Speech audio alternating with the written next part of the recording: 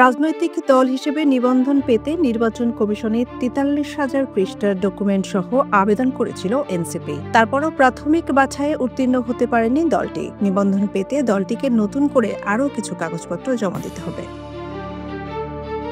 মঙ্গলবার ১৫ জুলাই ইসির অতিরিক্ত সচিব KM আলী নেওয়াজ এসব তথ্য জানান। তিনি বলেন, প্রথম ধাপে ৬২টি দলকে চিঠি দেওয়া হবে। পরবর্তী ধাপে অন্যান্য দলগুলোকে চিঠি দেওয়া হবে। ১৫ দিন সময়ের মধ্যে যেসব ত্রুটি বিচ্যুতি আছে তা পূরণ করতে হবে।